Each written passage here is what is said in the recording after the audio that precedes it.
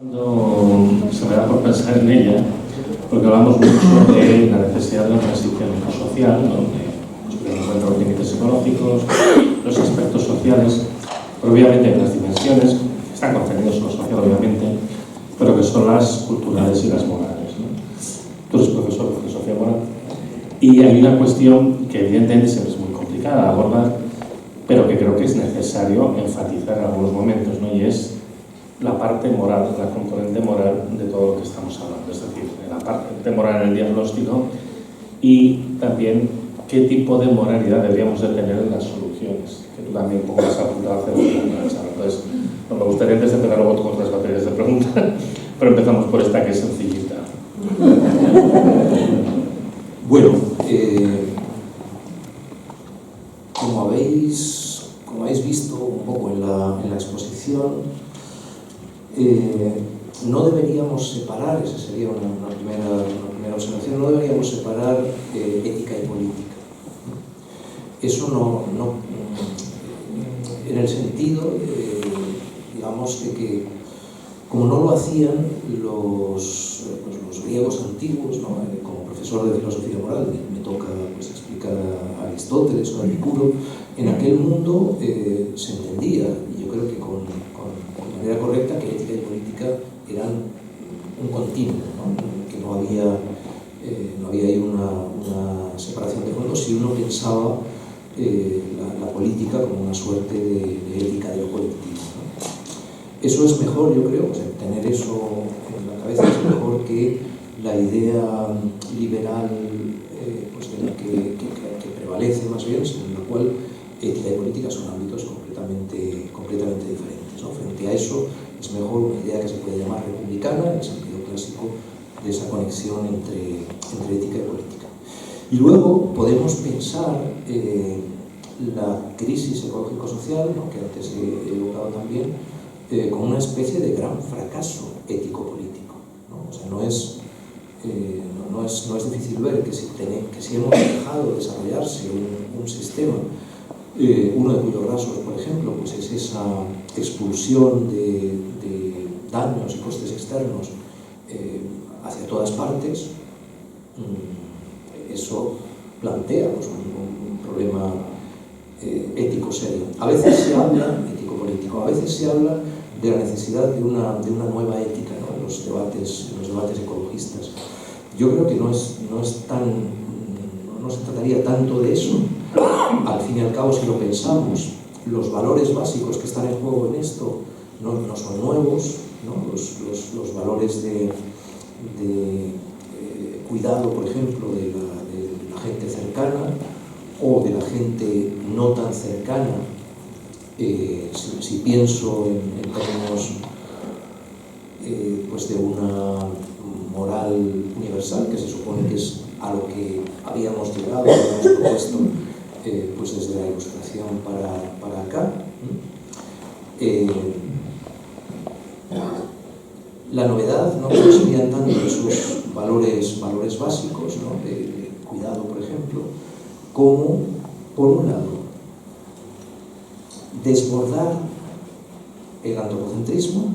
O sea, ahí sí que habría un paso, bueno, que vamos anticipando y intentando desarrollar desde hace un par de siglos en Europa, pero que está todavía pues en el aire, ¿no? Ahí tenemos, entre las noticias así brutales de estas últimas 2 semanas, bueno, un mes más o menos, había 2 así tremendas, ¿no? Por un lado, la introducción de la caza, los ejercicios de caza como actividad extraescolar en la Comunidad Valenciana. Y por otro lado, el entrenamiento que están haciendo con los niños lituanos para pilotar drones de guerra. Fracaso ético-político plasmado en esa manera de estar ahora preparando a niños y niñas para qué mundo, yo creo que es bastante evidente. El primero de los ejemplos, la cuestión de la caza, por ejemplo, nos llevaría hacia esa necesidad o conveniencia, ¿no? de desbordar el antropocentrismo, todo el antropocentrismo fuerte, ¿no? Eso es un movimiento ético-político. Y luego, lo que es nuevo también, donde está la novedad, no están en los valores básicos, como en la situación en la que nos encontramos. O sea, son los elementos de contexto los que han cambiado mucho y muy rápidamente, más de lo que percibimos en general, ¿no? Nos cuesta mucho ver la rapidez con la que han cambiado nuestras sociedades en muchas de sus dimensiones en ese periodo que llamamos de la gran aceleración, ¿no? en los últimos decenios, ¿no? Eso sí que nos ha llevado a una situación en la cual actividades que antes podían parecer éticamente indiferentes, éticamente neutras, ¿no? Volar en avión, por ejemplo, ¿no? A lo mejor, cuando en los inicios de la aviación, ¿no? Hace un siglo o un poco después, podía parecernos que ahí no había una cuestión ético-política implicada. Ahora sabemos que sí, pero porque lo que ha cambiado es ese contexto en el cual ya no vuelan en avión solamente unos pocos privilegiados, sino que se han democratizado en una medida considerable los vuelos en avión. Eso nos ha llevado a una locura en la cual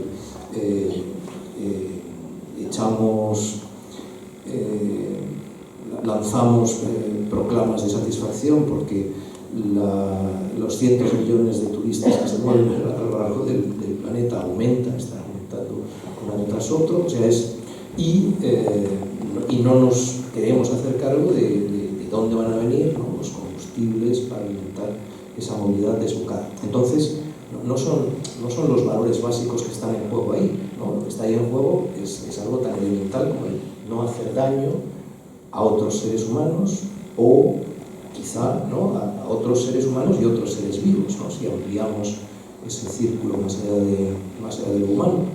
Pero es el contexto el que ha cambiado de manera muy radical. O sea, yo lo llevaría por ahí. Bueno, a mí una cuestión que hace ya años que me atormenta y que va cogiendo cada vez más fuerza es la cuestión de la guerra, lo que tú también has comentado en tu disertación. Hace poco veía un mapa, que realmente cuando lo miras es escalofriante, de todos los países que en algún momento Europa ha colonizado o está sometido al control de Europa. Y es todo el mundo excepto 4 países. Uno africano, que además no me acuerdo cuál es, las 2 Coreas y Japón, que también es discutible. En fin, Europa es un continente con un historial de violencia que se basa en la cultura colonial, que se ejerció primero como un colonialismo interior y luego un colonialismo hacia afuera, ¿no? La estrategia de dominio, el incremento del capital, la expropiación.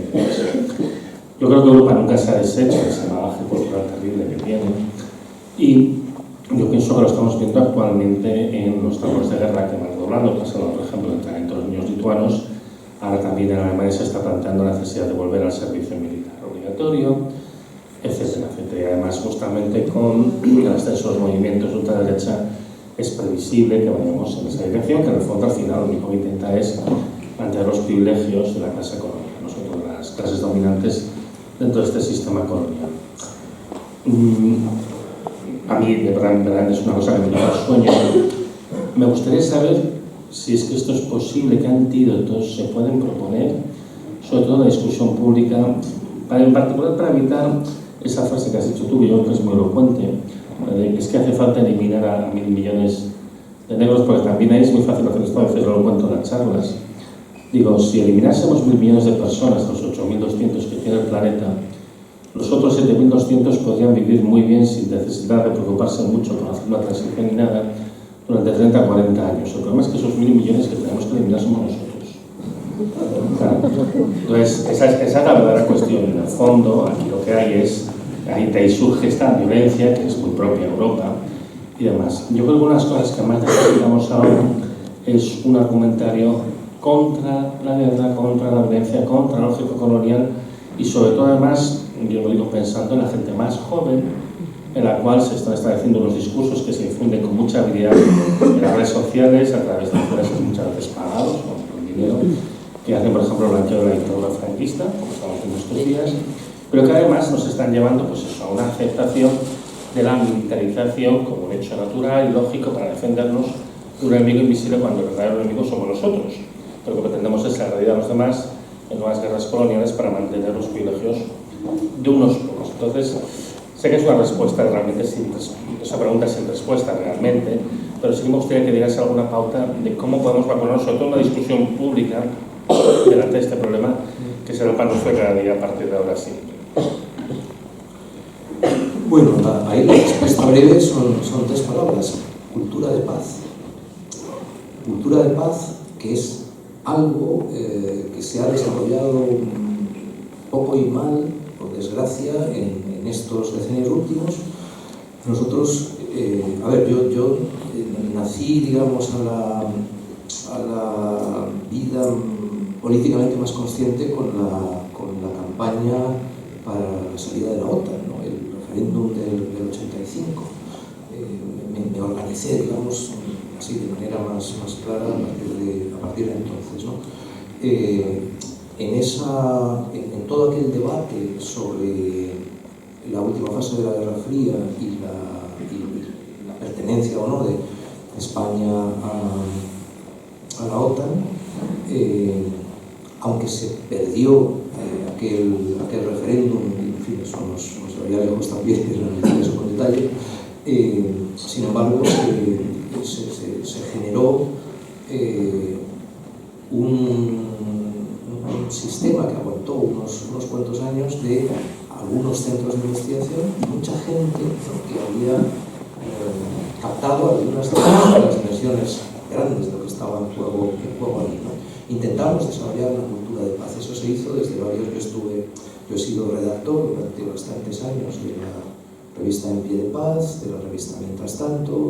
En esos círculos, el movimiento de objetores de conciencia hizo un trabajo enorme también durante unos cuantos años. Ese trabajo sobre cultura de paz se mantuvo hasta entrados los 90, quizás hasta finales de los 90, y luego ha decaído en parte, ¿no? Y eso nos toca intentar recuperarlo, trabajar en ese sentido. Es sumamente importante.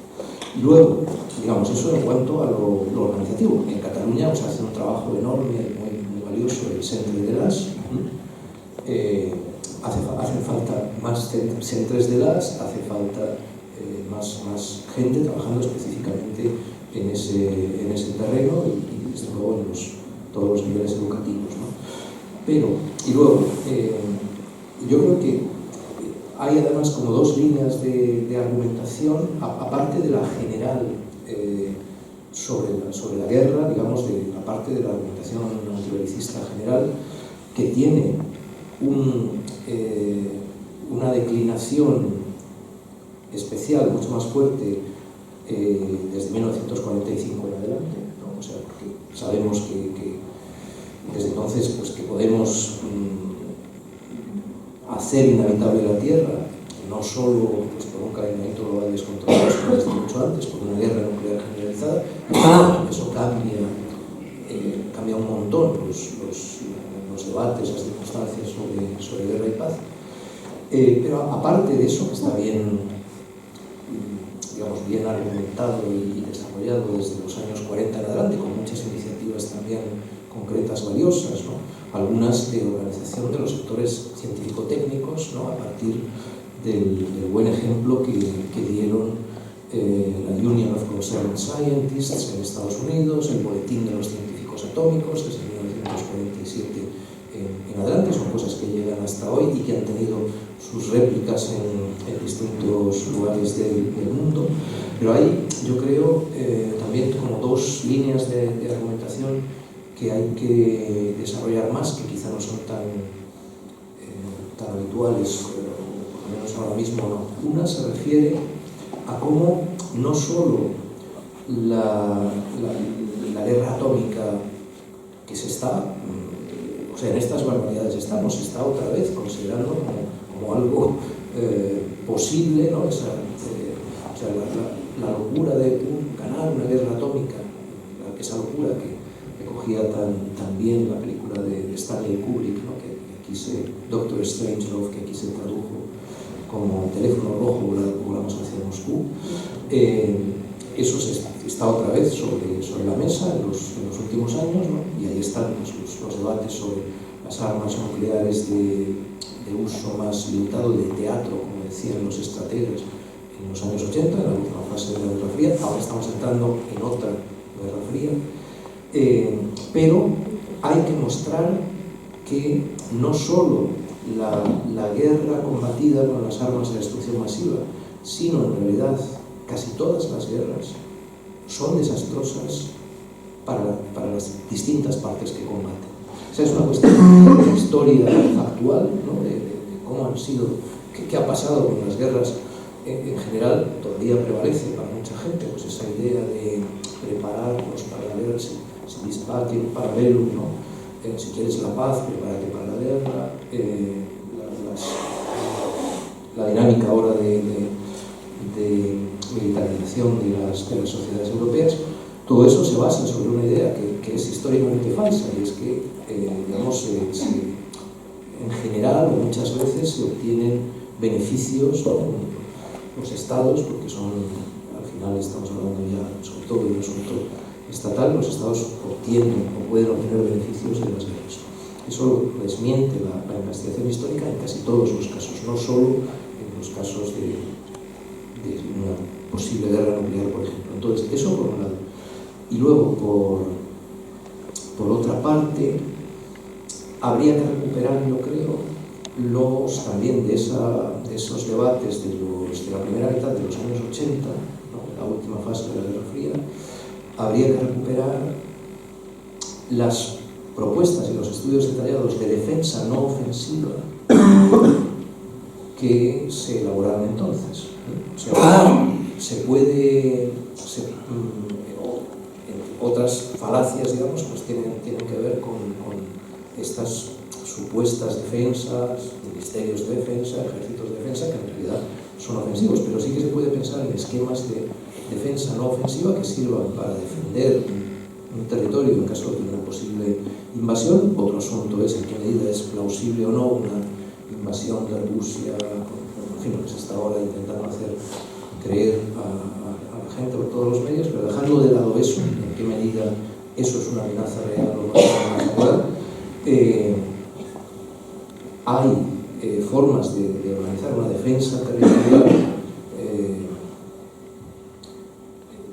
y digamos que se estudiaron bien y que están detalladas en planes concretos de aquellos años 80. Yo escribí una cosita sobre eso hace poco, pero si queréis, digamos, con un coste que es una fracción ínfima de los planes de rearme que están ahora sobre la mesa, y donde un poco el ejemplo, si se quiere visualizar la situación, pues es como ahora en ese frente de la guerra ruso-ucraniana, donde están desarrollándose pues algunas cosas nuevas, incluyendo ese uso de drones que arrastran una conexión, o sea, drones manejados a distancia, pero a través de un larguísimo hilo de varios kilómetros que se va desplegando. Al final se ha visto que la manera, o sea, los sistemas de alta tecnología no funcionan con ese tipo de drones, y lo que han visto desde que funciona en ese frente es disparar con una escopeta de postas al drone. Entonces eso sería una manera de pensar, ¿no?, ese tipo de defensa, sistemas de defensa no ofensiva, con una pequeña fracción del coste de los sistemas convencionales llamados de defensa, ¿no? Es decir, disponer no de tanques, sino de armas antitanque. Y usted, con eso, digamos, con un sistema así, es estructuralmente incapaz de atacar a otro país, pero sí que puede defenderse ante ese posible ataque, que ya digo, en el caso de, eso sería otro debate, en el caso de la amenaza de Rusia, pues está exagerando enormemente y obviando toda la historia anterior, que es la que nos ha llevado hacia esa situación. Es decir, uno de los desastres recientes en la historia universal, si hay historiadores en la Tierra dentro de 3 siglos dirán, pero ¿cómo pudieron hacerlo?, fue el desperdiciar ventana de oportunidad para desmilitarizar de verdad buena parte del mundo que se dio con la Rusia de Gorbachev y a finales de la segunda mitad de los 80 y comienzos de los años 90. El haber desperdiciado esa ocasión es criminal, es un crimen histórico. Y ahora estamos pues, padeciendo una parte de las consecuencias de aquello. Bueno, como sé que nos van a echar a las 9, te voy a hacer la última pregunta, que son dos, para que sí decidas un poco cómo gestionas el tiempo. Una que ya te he comentado antes, una de nuestras preocupaciones siempre en todos los entornos ecologistas y participativos en general es cómo conseguir llegar a la gente joven. En esta sala me parece que debe haber como 3 personas de edad inferior a los 25 años. Yo calculo, no sé, pero levantes la mano, pero no. Entonces esta es una de las cuestiones que yo creo que es muy importante y muy relevante. Yo también entiendo que tener a los boomers aquí dando la chapa pues tampoco es la mejor manera. Y también eso pues tenemos que pensar maneras diferentes e imaginativas de conseguir involucrarlos. Esa es la una. Y la otra es que no me puedo resistir, es que hagas una pequeña introducción a la simbioética. Bien, bueno, son grandes cuestiones, pero a ver, sintetizando bastante las cosas. Con respecto a llegar a la gente joven, yo creo que lo mejor sería pensar en los momentos muy recientes, ¿no? El pasado muy reciente, en el cual ha habido una participación masiva de gente muy joven, ¿no? En un caso fue la movilización climática de los años 18 y 19, con corte así en seco que sufrieron esos movimientos, con la pandemia, los efectos de la pandemia y los efectos que eso ha tenido después. Y luego, por otro lado, lo que hemos visto ahora con la DANA en Valencia, ¿no? Y la reacción de ayuda, de apoyo de sectores muy amplios de la ciudadanía, allá en la Comunidad Valenciana, pero especialmente un montón de gente muy joven, ¿no? Y yo creo que ahí lo que aparece con estos ejemplos es que hace falta, claro, abrir los ojos ante la realidad de la situación en la que nos encontramos, y ahí pues es un fenómeno complejo en el cual los movimientos sociales pues hacemos lo que podemos, los medios de comunicación, en fin, todo eso, pero hay esa posibilidad de abrir algo los ojos. En el caso emblemático, si se quiere, ¿no? De Greta Thunberg, con todo lo que ella supuso para esa movilización del 18-19, pues a ella le llega a través de la escuela, ¿no? de la escuela, ¿no? y de esa contradicción entre la gravedad de la explicación sobre clima, por ejemplo, que ponen en la escuela, y la inacción de los adultos que ve ella por todas partes, ¿no? Entonces, esa posibilidad de abrir los ojos. Y luego, los efectos de emergencia de un nosotros, ¿no? Eso vale no solo para los movimientos juveniles, sino en general para esa emergencia de un nosotros y esa potencia de cambio posible a través de lo colectivo, y eso sale de manera muy llamativa, yo creo, en la reacción ante la DANA de Valencia.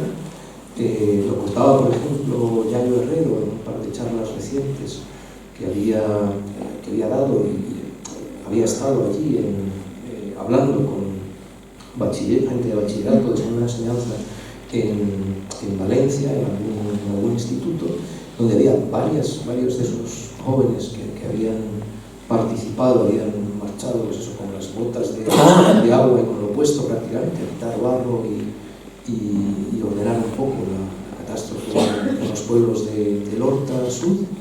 Y lo que decían, lo que transmitían estos chicos y chicas es que nunca, o sea, se habían sentido enormemente felices de ayudar, ¿no? Que había sido una experiencia vital enorme, incomparable, el haber podido ayudar en esas circunstancias, ¿no? Entonces, ese es el elemento de fondo, como el resorte así muy importante, que si somos capaces de activar, lleva muy lejos y tiene mucha fuerza. Y es que los seres humanos somos supersociales.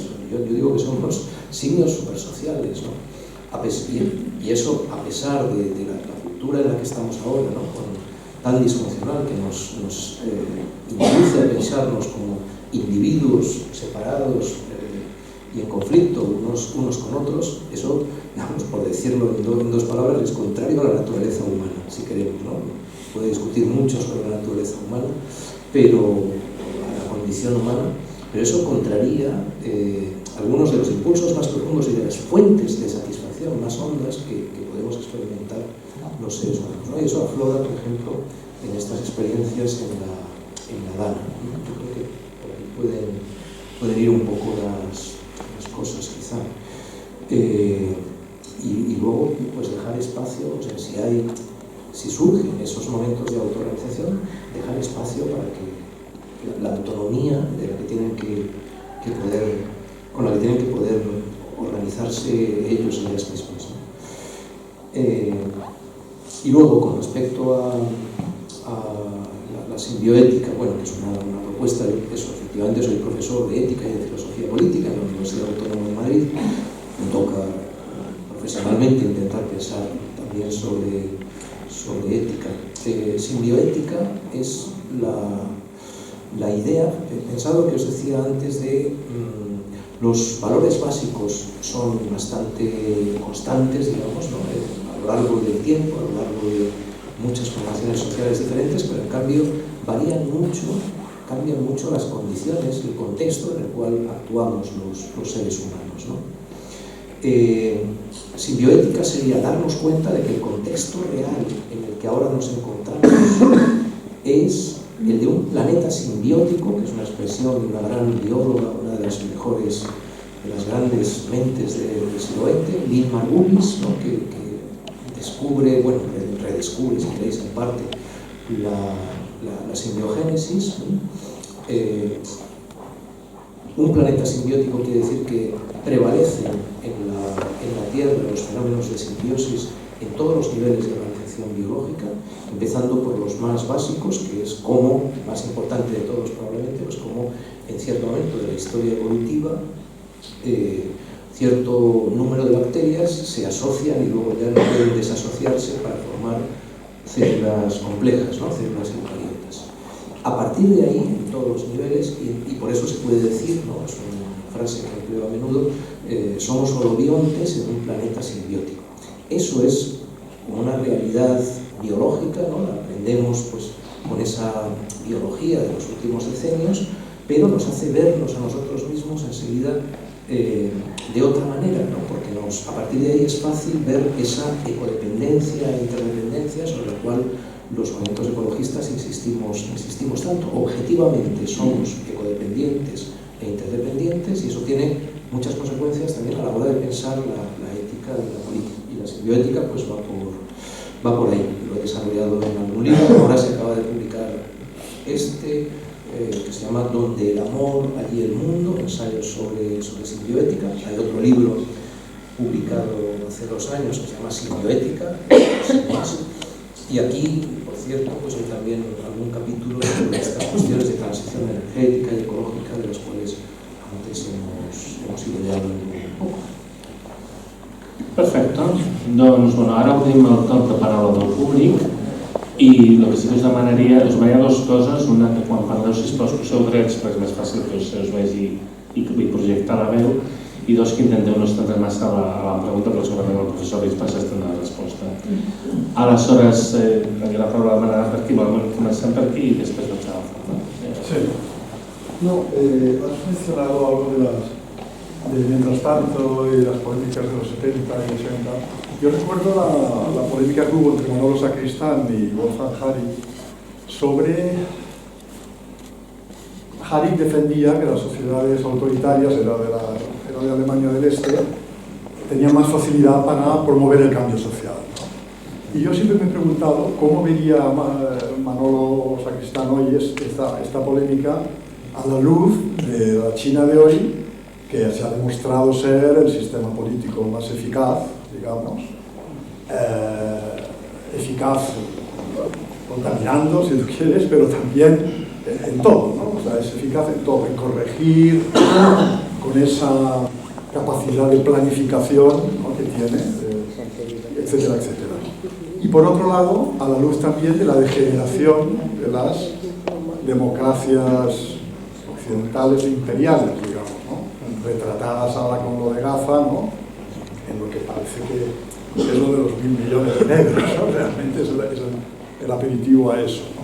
Esa es la pauta, como ha dicho el Gustavo Petro, por ejemplo, que tuvo una declaración fantástica sobre esto, que venía a decir, si no recuerdo mal, esto es un poco el ejemplo de lo que pasará cuando las masas empobrecidas del sur global, carentes de agua, emprendan una migración masiva hacia el norte y tal. El genocidio será la respuesta, ¿no?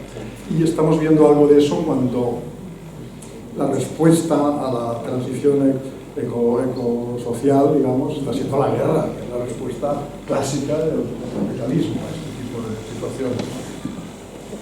Bueno, muy rápidamente. Precisamente vengo de unas jornadas, un simposio de 2 días y medio sobre Manuel Sacristán, porque este año es el centenario, ¿no?, el 1925, y Sacristán tiene, bueno, en mi caso es un papel así muy importante en haber llegado a ser lo que soy. Yo me encontré con la revista Mientras Tanto en el año 83, desde el 83 en adelante, digamos.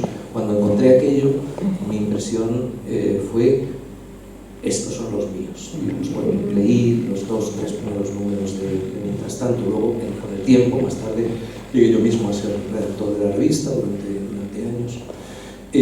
Y Sacristán tiene un papel, yo creo, tendría que ser un papel muchísimo más destacado en la cultura, las culturas de resistencia y de transformación en las que estamos.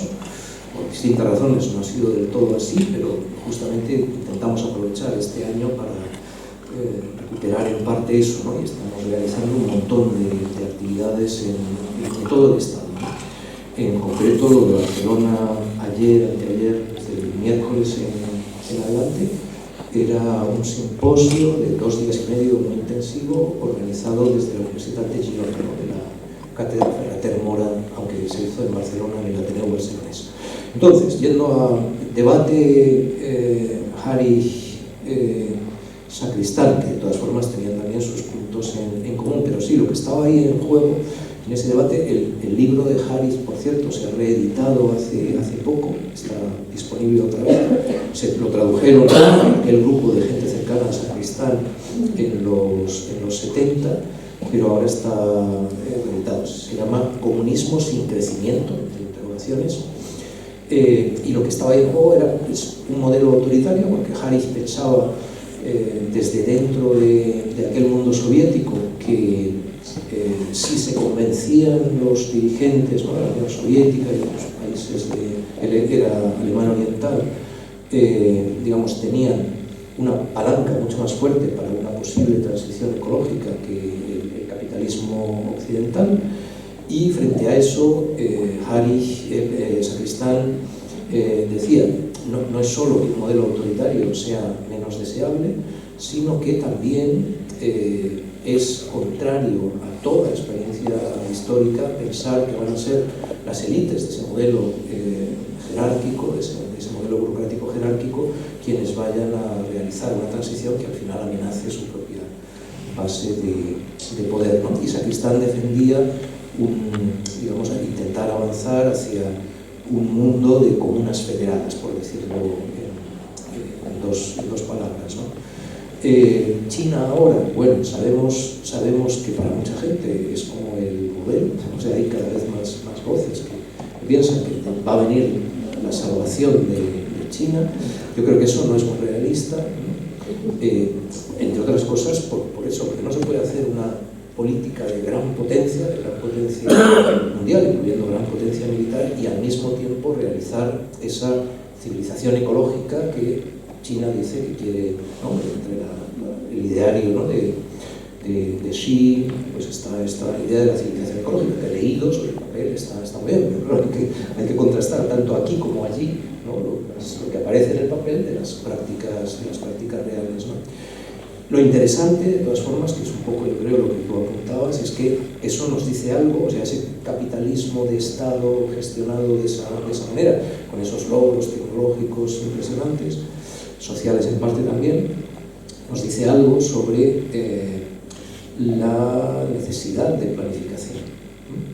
Y eso sí, tanto aquí como allá, pero eso no lo tenemos que aprender, digamos, lo podemos intentar aprender de China si se quiere, pero lo podemos aprender también de nuestras propias tradiciones socialistas, ecosocialistas, que tienen también su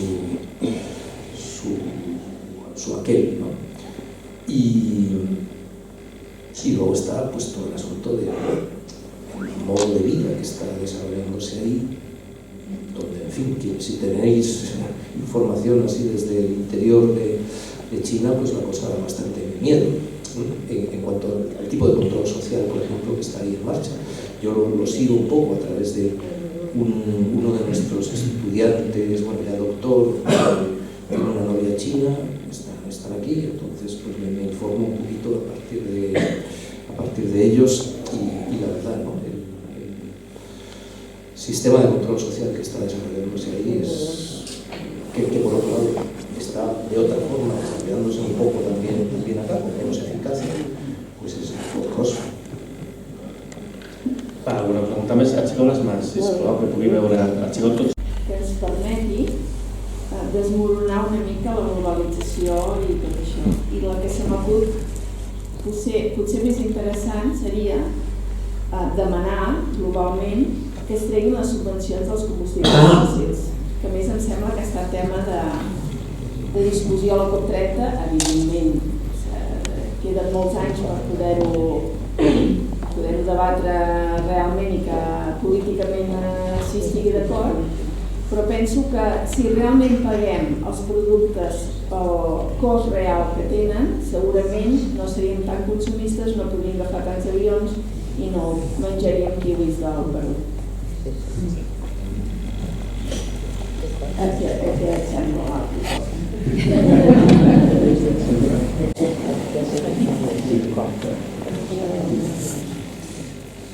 Bueno, yo no tengo tan claro que esa sería la acción diana decisiva, no lo tengo tan claro. Es un debate que ha tenido lugar, igual Antonio también puede contar alguna cosa sobre ello, ha tenido lugar desde hace años dentro de los sectores que trabajan sobre energía y en particular los círculos así del pico del petróleo. Y ahí lo que se suele observar, y yo creo que es bastante acertado, es que nos ciega un poco el velo monetario que la economía capitalista, dineraria, tiende sobre todo.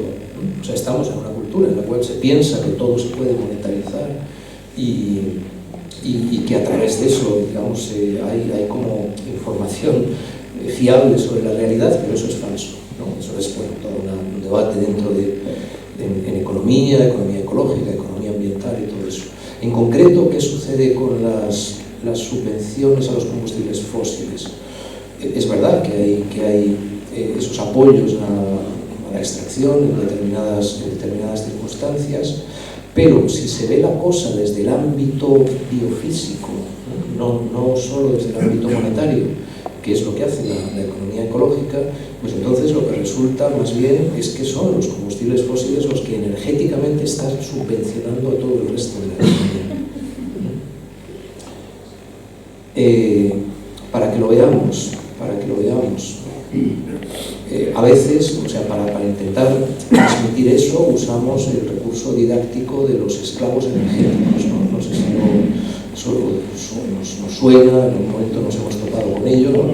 En sociedades como esta, en las sociedades ricas en general, pues cada uno de nosotros, de nosotras, funcionamos diariamente con varias decenas, el equivalente a varias decenas de esclavos fósiles que estuvieran trabajando todo el tiempo para nosotros, ¿no?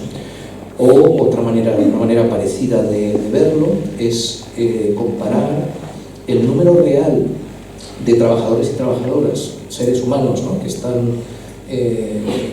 funcionan en el mundo, compararlo con, somos aproximadamente 4.000 millones, ¿no?, de una población de 8.200 millones de seres humanos, como hay también pues, jubilados, jubiladas, niños pequeños, gente en el sistema educativo, trabajadores, trabajadoras, unos 4.000 millones.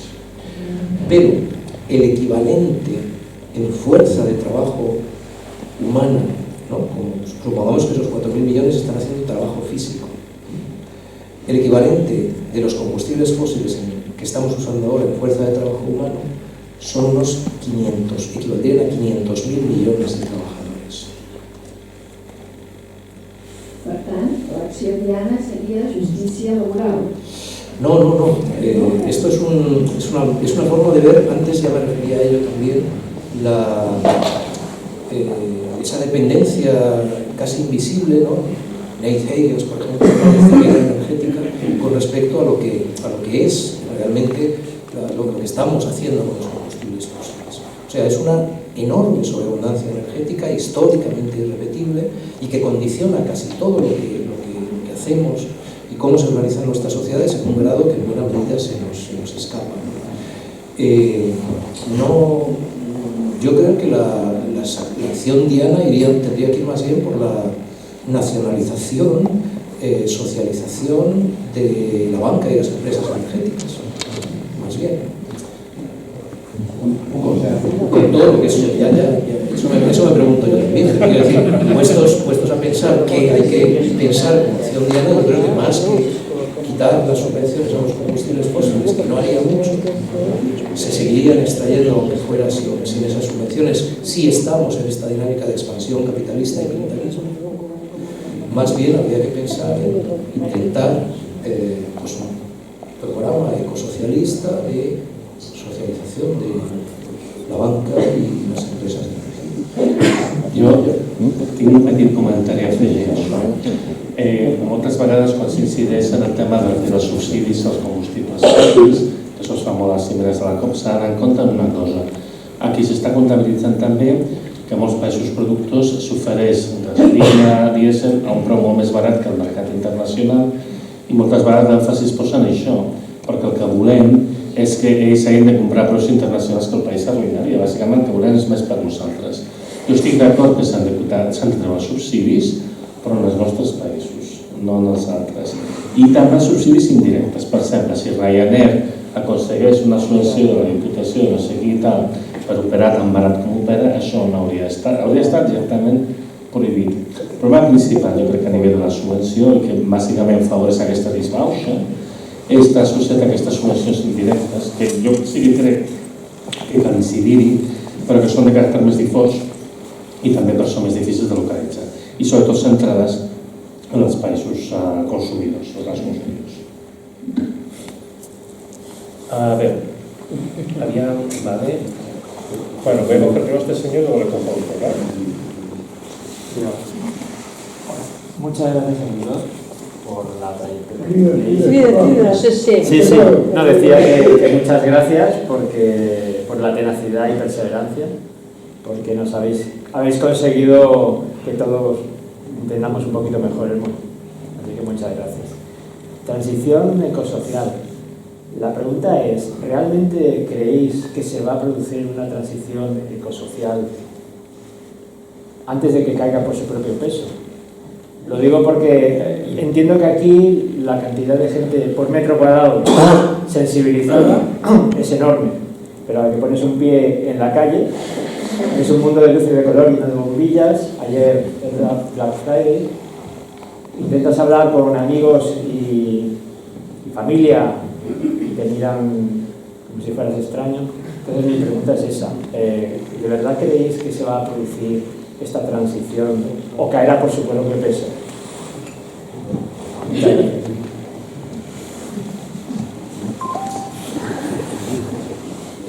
Lo que caiga por su propio peso es de desear que no nos aplaste demasiado. Esa sería la cuestión, ¿no?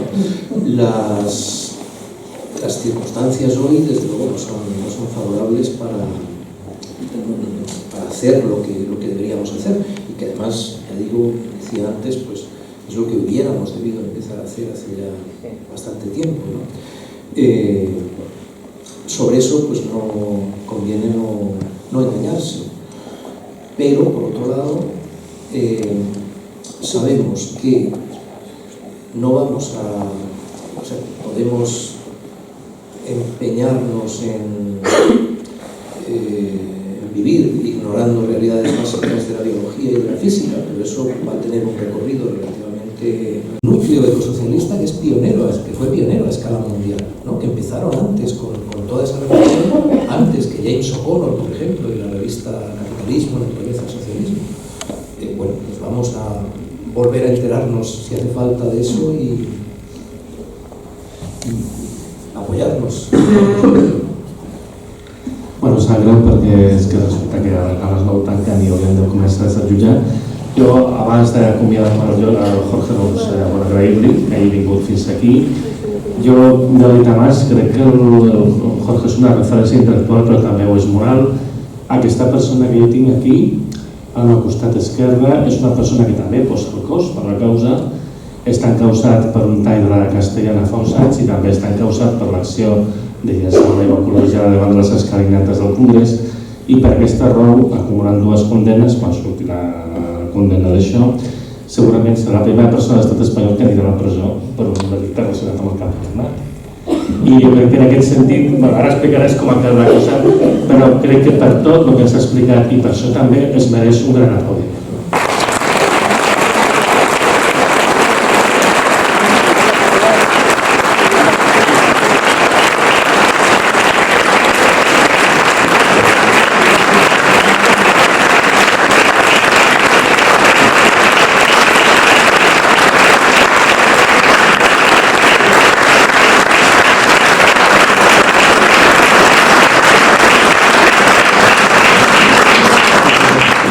Bueno, tranquilidad, que no es para tanto. Ya veremos cómo acaba esa historia. De momento, pues estamos ahí esperando juicio, ¿no? Esos dos momentos de protesta climática, uno fue ya en 2019 y ahí nos detuvieron, acabamos, digamos, acusados 3 personas y en la elección del Congreso 15 personas. Así que ahí estamos dando juicio, ya veremos. Quizá no necesariamente nos condenen o no necesariamente entremos en prisión. Veremos.